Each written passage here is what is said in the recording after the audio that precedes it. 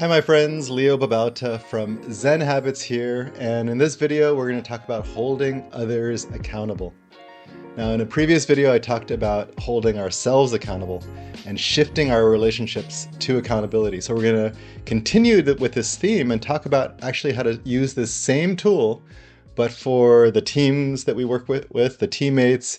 It could even be your kids, people, just, accountability buddies that you have. If you're trying to help each other, support each other to exercise more, or whatever it is you're trying to do. So let's talk about that. And we're going to go a little bit in depth here in terms of accountability, and look at it in ways that maybe you don't normally look at accountability. So first of all, let's talk about why hold others accountable. Well, actually, what I encourage you to do is not hold others accountable, but to ask others to hold themselves accountable, to get into the habit of holding themselves accountable. So this is a shift. A lot of times we think, oh, someone is going to hold me accountable, like they are going to make sure that I'm doing what I'm supposed to be doing.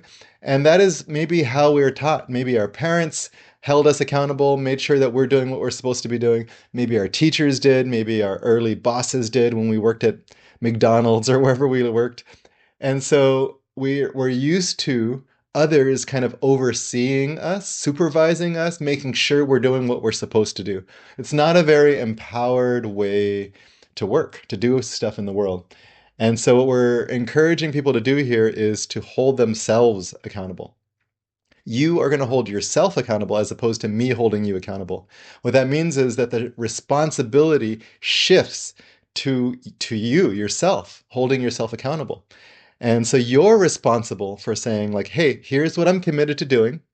Here's when it's going to be done by. And I will let you know on that day whether it's done or not, whether I was able to actually hold up to that. And so this person then starts to get into the leadership stance of taking responsibility for their own commitments, the leadership stance of owning their commitments. This is powerful, right? People start to take ownership over their lives, over their work, over the projects that they're doing, and then they start to lead as opposed to you leading them. Now, of course, you are still a leader, assuming that this is the position you're in. You're still a leader, but they are also leaders. And so it's not a one-way street where you are kind of making them do what they're supposed to do. No, this is someone who has decided this is what they are going to do, and they're going to take ownership over it, and they're going to be leaders. And so in this way, you're developing other leaders, which is a much more empowered way to live our lives. So that's the shift that I want to encourage to start with. The second shift is accountability, as we talked about in the other video. And go and watch that video if you haven't yet. But accountability, as a reminder, accountability is not about blame. It's not about guilt, making someone wrong, pointing fingers at them. Hey, you didn't do this, and there's some kind of judgment about you. If we start doing that, of course, people are going to first of all start to be defensive. Hey, but yeah, I couldn't because you didn't, and then they didn't, and they're going to start pointing the fingers everywhere else because you're pointing the finger at them. So they're going to get defensive. Second thing that's going to happen if that's what you do is they're going to stop actually holding themselves accountable, because what they're going to learn through the environment that you're creating is that if they tell you how things are going, it's a really good chance that they're going to be made wrong and judged and blamed and shamed. They're going to have the finger pointed at them like, hey, you said you were going to do this and you didn't. Like, what's wrong with you? Why are you not, this and that? What, blah, blah, blah, blah, blah, like with this kind of like harsh tone.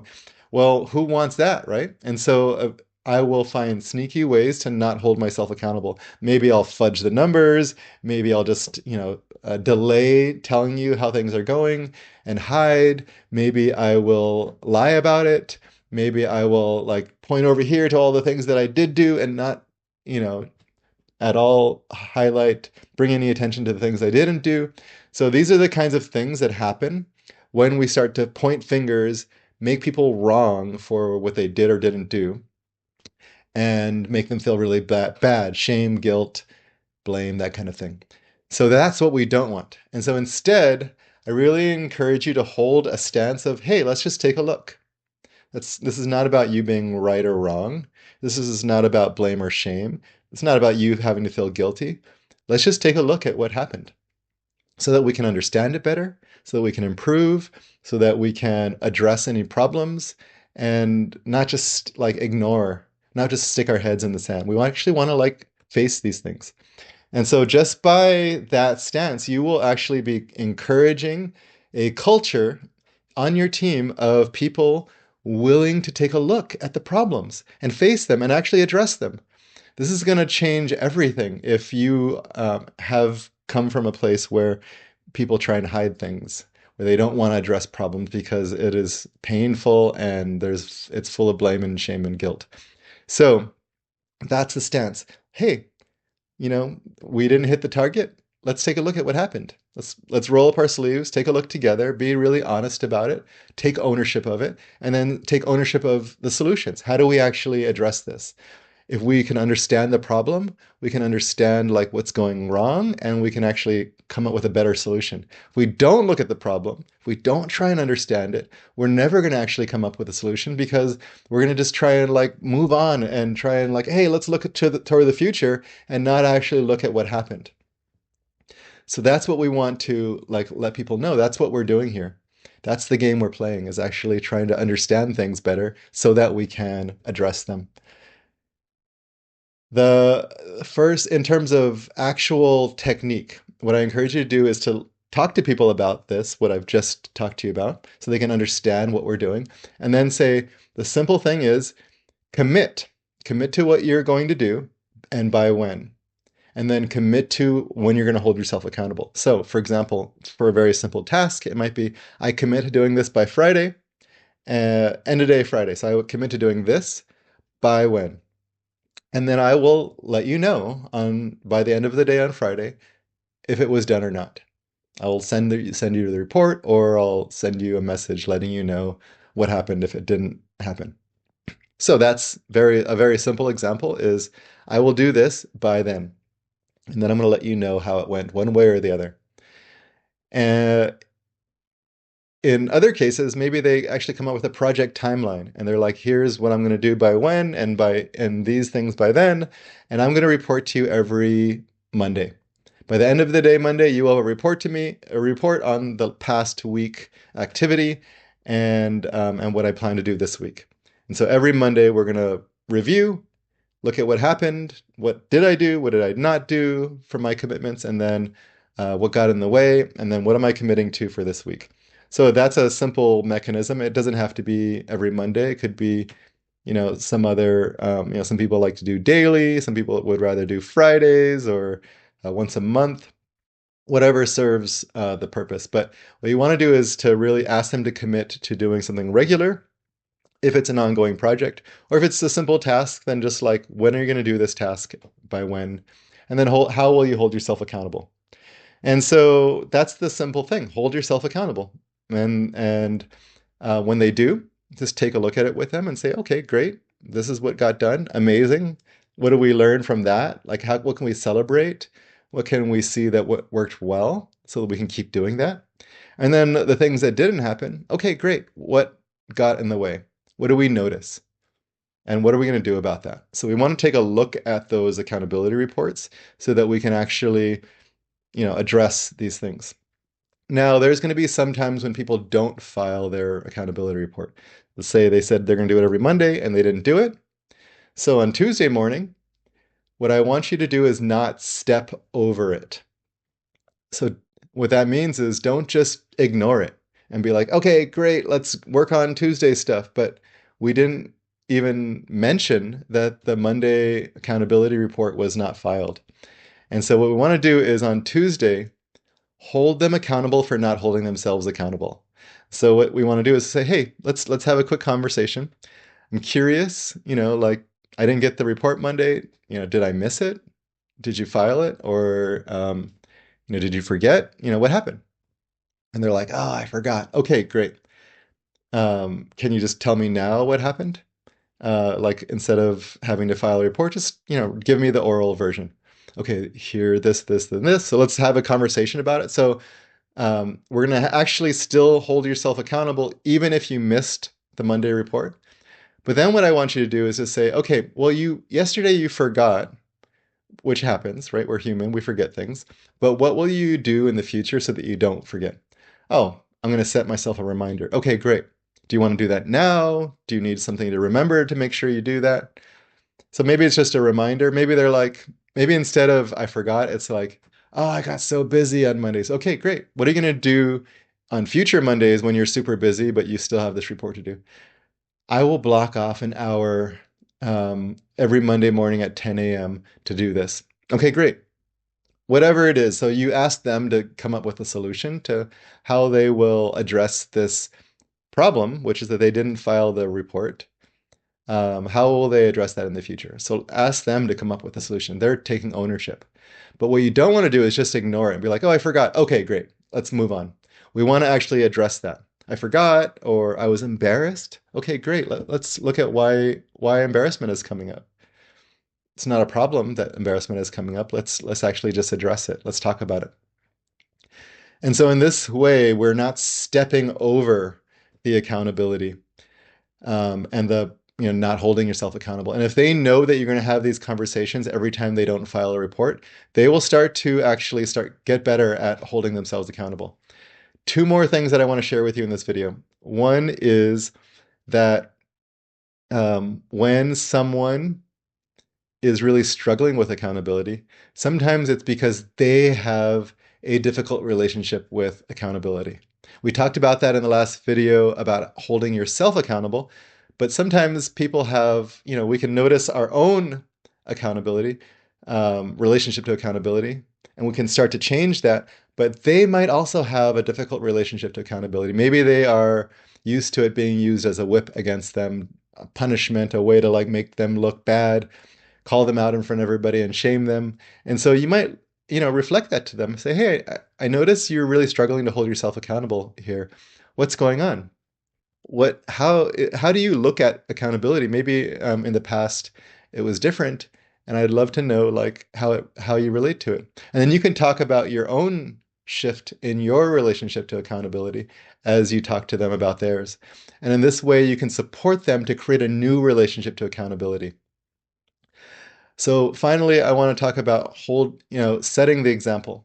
So with me, I actually for a long time struggled to hold myself accountable, but I expected others on my team to hold themselves accountable. Now, fine, maybe I'm the boss and I don't have to do it and they do, but that actually doesn't that doesn't really model anything for them. What that means is like, oh, accountability for me isn't good. Therefore, maybe I don't really believe in it. I don't think it's necessary. I don't think it's a powerful tool. But for you, it's a powerful tool, right? That doesn't make any sense. If I don't think it's a powerful tool for me, why would you think it's a powerful tool for you? Now it just becomes something that you have to force yourself to do, even though none of us really believe it's a powerful tool. But if I really do believe in accountability as a powerful tool for transformation, for making progress, for hitting our goals, then I should be using it as well. And so what I want to do is model that and say, hey, I believe in this, and to like let you know how much I believe it. I'm actually going to do this. I'm going to hold myself accountable. Here's how I'm going to do it. And then actually walk the walk. Be in integrity as much as you can. And of course, take ownership for when you drop the ball there, because we're human, we will. And by doing that, you say, I'm going to be holding myself accountable. Watch me do it. I'm going to do it. And I expect the same thing from everyone else. So in this way, we are actually leading through example, not just like leading by telling you what to do, but leading by taking ownership over my side of things. Okay, that's what I've got for you in terms of holding others accountable. And in this way, if you hold yourself accountable and others hold themselves accountable in this way, it becomes an empowered tool for creating something new in the world, for actually making an impact, for doing what matters.